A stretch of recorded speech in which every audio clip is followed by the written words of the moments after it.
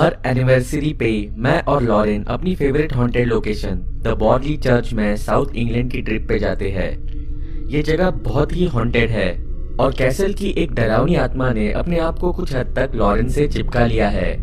इस चर्च में पहली बार जाने के बाद लॉरेन को एक नन दिखना शुरू हो गई। वो उसे हमारे घर में भी दिखती थी। पर इससे पहले मैं इस जगह जाने की पूरी घटना बताऊं, मैं आपको इस जगह की पहले की कहानी बताता हूँ।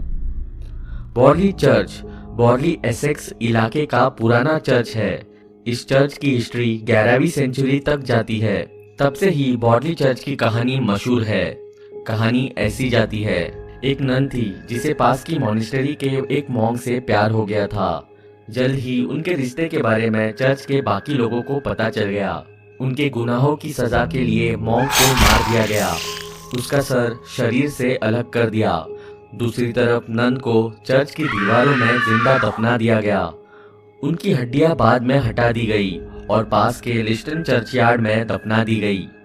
तब से वो नन की आत्मा इस जगह में भटकती है। जब हमें कहानी के बारे में पता चला, हम इस जगह ये देखने गए कि वो एक्चुअली में हॉन्टेड है या नहीं। मैं तुम्हें बताना चाहता हूँ कि हम बिल्कुल भी डिसअपॉइंट नहीं हुए। वो एक लंबी ड्राइव थी, करीब 4-5 घंटे की। हमने अपने स्टे के लिए वहाँ एक छोटा सा केबिन बुक किया। करीब 4 बजे हम अपनी डेस्टिनेशन पहुँचे। हमने सामान अपने कमरे में रखा और चर्च के लिए निकल गए। चर्च की बिल्डिंग बिल्कुल लोनली, जैसे कि कोई अकेला आदमी हो जिसने पुराने कपड़े पहने हो, वैसी लग रही थी। मैं अंदर गया और अचानक रियलाइज किया कि लॉरेन मेरे साथ नहीं थी। मैं पीछे मुड़ा और देखा कि वो चर्च के दरवाजे पर खड़ी थी। उसकी आंखें पास की दीवार पर गड़ी हुई थी। क्या तुम्हें कुछ मिल रहा है हनी? मैंने पूछा। उसने मुझे उदास चेहरे के साथ देखा और कहा वो कुछ समय बाद सांस नहीं ले सकी। इस मोटी दीवार ने उसे घुटकर मार दिया। मैंने दीवार को ध्यान से देखा। उसे देख के कुछ भी अस्वाभाविक सा नहीं लगा। वो बस एक दीवार थी जिस पे पीली पुरानी ईंटें थी। चलो, लॉरेन ने कहा और अंदर चलने लगी। हम चर्च के फादर से मिले। वो कैंडल्स जला रहे थे। उन्होंने हमसे कुछ समय तक बात की। हमने उन्हें बॉर्डली वाली नन की कहानी बताई, उनका रिएक्शन देखने के लिए। उन्होंने कंफर्म किया कि रात में अजीबोगरीबे चीजें यहाँ होती है। सूरज ढलने के बाद ये चर्च एकदम अलग जगह बन जाता है। उस समय वहाँ अंधेरा होने चला था। हमने उनसे एक रात वहाँ रुकने के लिए परमिशन मांगी। वो मानना नहीं चाहते थे, पर किसी तरह हमने उन्हें मना लिया। उस दिन अपनी आखिरी प्रेयर खत्म करने के बाद वो घर चले गए। जाने से पहले उन्होंने हमें वार्न किया कि अगर हमें वहाँ कुछ भी अजीब सा लगे, हमें इस चर्च को उसी समय छोड़ के चले जाना चाहिए। मैं अपने कैमरा सेट करने लग गया और लॉरेन उस जगह एक चक्कर मारने चली गई। इक्विपमेंट सेट करने के बाद मैंने अपनी घड़ी को देखा। उस समय 7:30 हो रहे थे। वो घाटी बहुत अंधेरी थी और हर जगह सन्नाटा फैला हुआ था। जब मैं बाहर लॉरेन को देखने जा रहा था, मैंने उसकी बहुत डरावनी चीख सुनी। मैं दरवाजे की तरफ भागा और चर्चयार्ड के बाहर आ गया।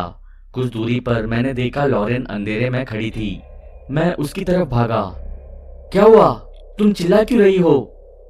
वहां देखो, लॉरेन ने पास के खाली मैदान की तरफ पॉइंट आउट किया। पहले मुझे कुछ भी नहीं दिखा, सिर्फ फॉग और अंधेरा। यार्ड के एंड में एक स्ट्रीट लाइट लगी हुई थी जो बहुत कम रोशनी दे रही थी। मैंने नोटिस किया कि लैंप के पास की झाड़ी अजीब तरह से हिल रही थी, पर मैं फिर भी कुछ देख नहीं सका। वहाँ कुछ नहीं है। तुम्हें क्या दिखा? नहीं, देखो। क्या तुम्हें वहाँ कोई खड़ा नहीं दिख रहा? मैं फिर से झाड़ियों की तरफ देखने लगा और इस समय मेरे रोंगटे खड़े हो गए। मैंने जो देखा उससे मेरी रीढ़ कांपने लगी। एक आदमी उस झाड़ी के पीछे खड़ा था। उसने काली रोब पहनी हुई थी, ठीक एक क्रिश्चियन मॉन्क की तरह। उसके सर पर पड़े हुड की वजह से उसका चेहरा देखना नामुमकिन हो रहा था। वो आदमी एक खंबे की तरह खड़ा था। उसकी बॉडी के हाव भाव देख के मैं बता सकता हूँ कि वो हमें ही घूर रहा था। पहले मैंने सोचा कि कोई हमें डराने की कोशिश कर रहा है, क्योंकि ऐसा बहुत लोग डराने की कोशिश करते हैं, फिर उसे सुपरनेशनल का नाम दे देते हैं। हे, तुम्हें क्या लगता है? तुम क्या कर रहे हो? हमें डराने की कोशिश मत करो। मैंने उस आदमी को वार्न करने के लिए कुछ कदम आगे बढ़ाए, पर लॉरेन पीछे से चिल्लाई और बोली, नहीं एड, वो इंसान नहीं है। जैसे ही उसने ये बोला, मैं वही का वही जम गया। वो आदमी फिर स्ट्रीट लैम्प की तरफ चलने लगा और उसके नीचे खड़ा हो गया। फिर उसने अपना हाथ उठाया और हुड हटा दिया। फिर मैंने जो देखा उसे मैं कभी नहीं भूल सकता। उस आदमी ने अपना हुड निकाला और उसका कोई सर नहीं था। हाँ, उसका सर निकला हुआ था। मुझे लाल मांस और सफेद हड्डियां उस कटी हुई गर्दन से निकलती दिख रही थी। वो वही सर कटा मॉन्क था। मैं पीछे मुड़ा और लॉरेन का हाथ पकड़ लिया। हम दोनों चर्च की तरफ भागने लगे। वहाँ का मौसम एकदम ठंडा सा हो गया था।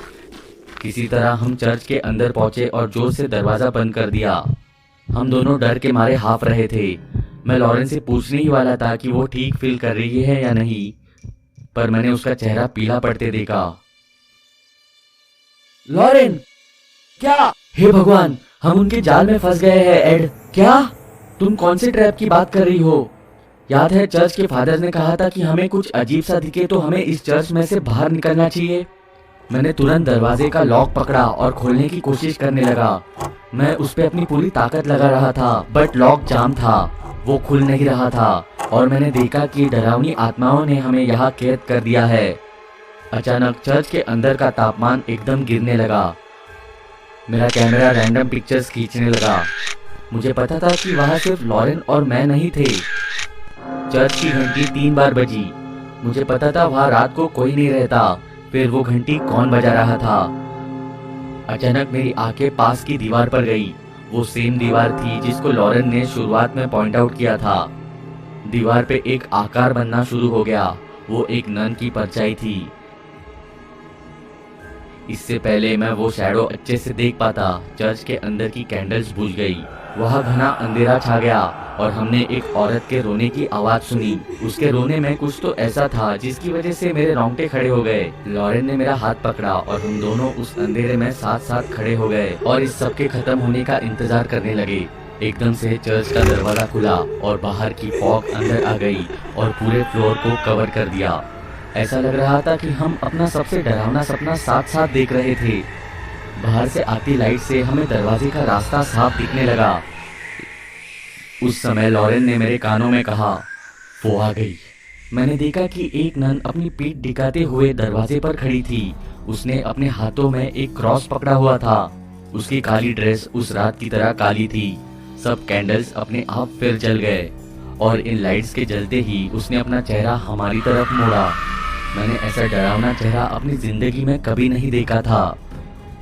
उसकी निर्दय आंखें गुस्से से भरी हुई थी। उसके मुंह से खून बह रहा था और वो हमारी तरफ बहुत नफरत से देख रही थी। ऐसे लग रहा था कि वो इस धरती पर जितने भी जिंदा लोग हैं उन्हें मारना चाहती थी। वो फिर मेरी आंखों में देखते हुए मुस्कुराई। उसकी स्माइल बहुत बड़ी थी और फिर वो हवा में ही गायब हो गई। लॉरेन और मैं अगली सुबह वहां से निकल गए, पर रास्ते में मैंने लॉरेन से पूछा कि अगर उस नन की आत्मा ने उससे बात करने की कोशिश की तो उसने जवाब दिया, ये अभी बस शुरुआत है एड। वो जब हमारी तरफ देख के मुस्कुराई थी, मैंने उसे बोलते सुना, मैं तुम्हें फिर मिलूंगी।